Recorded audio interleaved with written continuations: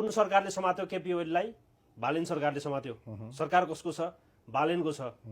अदालत चाहिँ कसको छ श्रीमान? अदालत पक्का पनि बालेनको छैन। मैले अब कसको छ भन्न सक्ने अवस्था रहेन हैन। अदालत त स्वतन्त्र र निष्पक्ष हुनुपर्छ। अदालत त केपी ओलीहरूको छ, छैन र? म त्यसरी नै त भन्न म सकिनँ।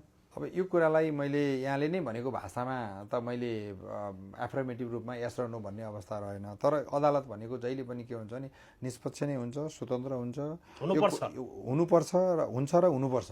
अब रह्यो यहाँले कुरा गर्दा अदालतमा दुईटा फ्याक्टर हुन्छ। मैले यहाँलाई कुरा गरेँ, एउटा चाहिँ इन्स्टिट्युसनल रूपमा अदालत कोर्ट हो, जो जहिले पनि निष्पक्ष इन्स्टिट्युसनल संस्था हो। त्यो त्यहीँभित्रका न्यायाधीशहरू जसले निर्णय गर्नुहुन्छ। अब श्रीमान अझ यसरी भनौँ, रमेश लेखक हुनुहुन्छ।